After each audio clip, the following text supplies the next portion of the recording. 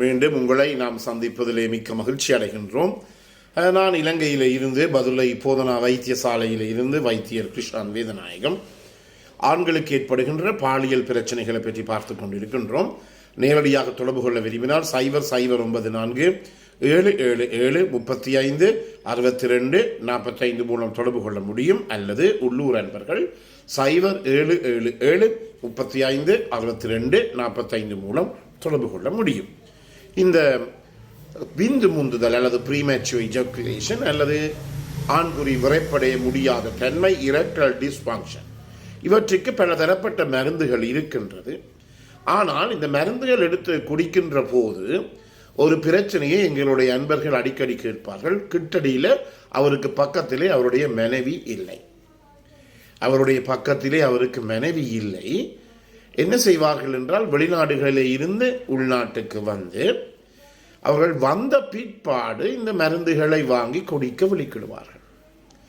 என்ன முக்கியமாக கவனித்துக் கொள்ள வேண்டிய நிகழ்ச்சியை நீங்கள் தொடர்ச்சியாக பார்த்து கொண்டு வந்தால், இந்த ப்ரீமெச்சூர் எஜாகுலேஷனோ அல்லது இந்த இரெக்டைல் டிஸ்ஃபங்க்ஷனோ, ஆண்குறி விரைப்படைய முடியாத தன்மை பல காரணங்களால் ஏற்படுகிறது. முக்கியமாக இந்த நரம்புகளில் ஏற்படுகிற கொஞ்சம் தளர்ச்சி அல்லது வீக்னஸ் என்று சொல்லலாம், அதுவும் ஒரு முக்கிய காரணமாக இருக்கிறது.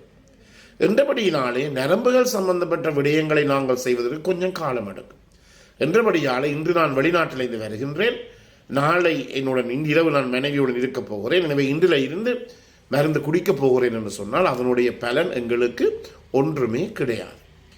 அடுத்த பிரச்சனை இருக்கின்றது. நான் வேறு இடங்களில் இருக்கிறேன், மனைவியும் நானும் பிரிந்திருக்கின்றோம். என்றபடியினாலே இந்த மருந்துகளை மனைவி இல்லாமல் எவ்வாறு குடித்து அதனுடைய பலனை காண முடியும் என்ற கேள்வி கேட்பவரும் இருக்கிறார்கள். முக்கியமாக கவனித்துக் கொள்ள வேண்டும், மனைவி கட்டடியில் இல்லாவிட்டாலும் கூட பரவாயில்லை. நீங்கள் என்ன செய்ய வேண்டும், நான் முதல்ல சொன்னது போல இந்த சுய இன்பம் காண்பது அல்லது கைப்பழக்கம் அல்லது மெஸ்டுபேஷனின் மூலமாக உங்களுடைய இந்த ஜெனிட்டல் சிஸ்டம் என்று சொல்லும் ஆண்குறியும் தொடர்பட்ட அந்த முழு நரம்பு மண்டலத்தையுமே நீங்கள் புத்துணர்ச்சியுடன் அது ஆக்டிவாக வைத்துக்கொள்ள முடியும். ஒரு சிறு உதாரணத்தை நான் இங்கே சொல்ல விரும்புகிறேன். ஒரு வாகனத்தில் பேட்டரி இருக்கிறது. நீங்கள் ஒரு கிழமை 2 கிழமையாக அந்த வாகனத்தை பாவிக்கவில்லை. 3வது கிழமை வந்து அந்த வாகனத்தை மோட்டார் பைக்கோ காரோ நீங்கள் ஸ்டார்ட் பண்ணினால் அந்த வாகனம் வெளிக்கிடாது, ஸ்டார்ட் பண்ணாது. ஏனெனில் அந்த பேட்டரி இறங்கிவிட்டது. பேட்டரியில் இருக்கின்ற சார்ஜ் ஆனது அப்படியே படிப்படியாக என்ன செய்து விட்டது, அப்படியே குறைந்து விட்டது. சரி, இனி என்ன செய்ய போகிறீர்கள்?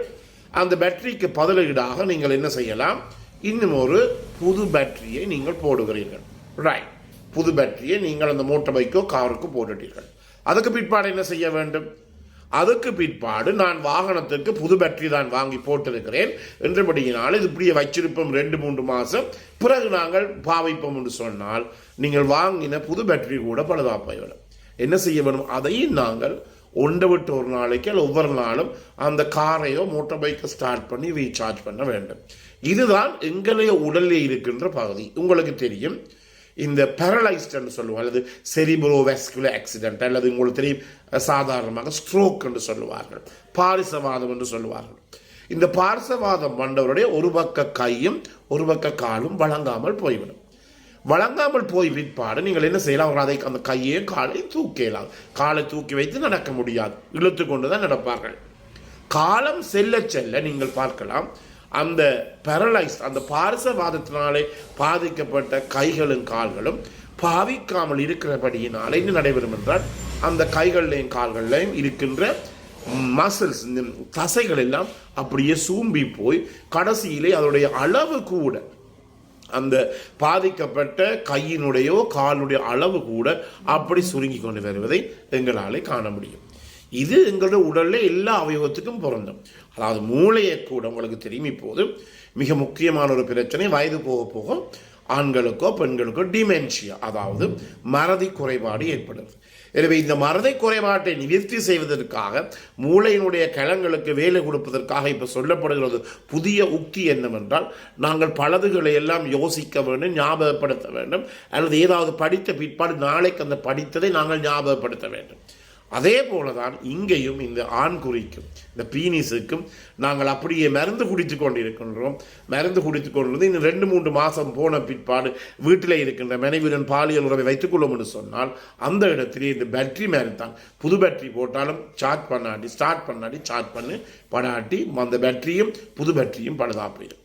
முக்கியமாக இதிலே தான் இந்த மாஸ்டர்பேஷன் அல்லது சுய இன்பம் காணுதல் கைப்பழக்கம் தருகிறது. இது மிகவும் உடலுக்கு, நான் முதல்ல சொன்னேன், ஆரோக்கியமானது. பல நன்மைகள் இதன் மூலமாக விளைகிறது. தீமைகள் என்று சொல்லி ஒன்றையுமே என்னாலே சொல்ல முடியாது. பல இணையங்களிலே பல ஊடகங்களிலே எல்லாம் பல கதைகள் போகுமானால் மாஸ்டர்பேஷனை பற்றி, அதாவது இந்த கைப்பழக்கம் என்பது மிகவும் உன்னதமானது. அதிலே ஒரு விதமான பிரச்சனையும் இல்லாது. எனவே பல பேர் தொடர்பு கொண்டு ஐயா எனக்கு சரியான கைப்பழக்கம் இருந்தது, திருமணம் முடித்த பிறகு விட்டுவிட்டேன் என்று சொல்வதில் ஒரு விதமான பயமோ பிரயோசனமோ கிடையாது. இதுக்கு அதாவது இந்த மாஸ்டர்பேஷன் சுய இன்பம் அல்லது கைப்பழக்கத்திற்கும் தீமைகளுக்கும் ஒரு விதமான தொடர்பும் கிடையாது. அதே நேரத்தில் இன்னும் நீங்கள் மனைவியுடன் கூட நேரம் இருப்பதற்கோ அல்லது இந்த விந்து முந்துதல் அதாவது ப்ரீமேச்சர் இஜாக்குலேஷன் நீங்கள் வருவதற்கோ, நீங்கள் என்ன அதில் இருந்து வெளியில் வருவதற்கோ, இன்னும் முக்கியமாக உங்களுடைய கைப்பழக்கத்தை உங்களுடைய மனைவி, அதாவது நீங்கள் மாஸ்டர்பேட் பண்ண, நீங்கள் சுய இன்பம் காண உங்களுடைய மனைவி உங்களுக்கு உதவி செய்வாராக இருந்தால் அதே மாதிரியான ஒரு இனிமையான ஒரு ருசிகரமான ஒரு ஹெல்த்தியான குடும்ப வாழ்க்கை உங்களுக்கு கிடைக்கவே கிடையாது. எனவே மனைவியை கூட நாங்கள் அந்த பழக்கத்துக்கு பழக்க முடியும். அதில் ஒரு விதமான பிழையுமே கிடையாது. எனவே மனைவி கூட அல்லது ஒரு பெண் துணை கூட தன்னுடைய ஆண் துணை, உங்களுக்கு தெரியும், நீங்கள் ஸ்பா அல்லது ப்ரோத்தல் ஹவுஸ் அல்லது மசாஜிங் பாடத்துக்கு சென்றால் அங்கே ஃபேமஸான ஒரு கதை கதைப்பார்கள். என்ன? Hand shake. அவர்கள் சொல்லுகிற மொழியே ஹேண்ட்ஷேக். அதாவது ஹேண்ட்ஷேக் என்றால் என்ன, அதனுடைய அர்த்தம் என்றால் இந்த கைப்பழக்கம் அல்லது சுய இன்பத்தை ஆண்களுக்கு அவருடைய மனைவியோ அல்லது பெண் துணையோ செய்து விடுவது. இதன் மூலமாக அப்படி செய்த பிற்பாடு, விந்தை வெளியேற்றிய பிற்பாடு, ஒரு மணித்தியாலம் 1/2 மணித்தியாலத்துக்கு பிற்பாடு அந்த ஆண் அந்த மனைவியினுடனோ அந்த பெண்ணுடனோ இருக்கின்ற போது அவருக்கு கூடுதலான நேரம் அந்த பெண்ணுடன் தன்னுடைய பாலியல் ரீதியான உறவுகளை வைத்துக் கொள்ள முடியும். இதில் ஒரு விதமான பிழையும் கிடையாது. உங்களுடைய மனைவியை நீங்கள் அதுக்கேற்ற மாதிரி பழக்கப்படுத்தினால் உங்களுடைய வாழ்வை நீங்கள் இனிதாக கொண்டு போக முடியும். எனவே இந்த நிகழ்ச்சியை பார்த்தவர்கள் உங்களுக்கு பிடித்திருந்தால் மற்றவர்கள் கட்டாயம் அறிமுகப்படுத்துங்கள். மறக்காமல் லைக் பண்ணுங்கள், ஷேர் பண்ணுங்கள்.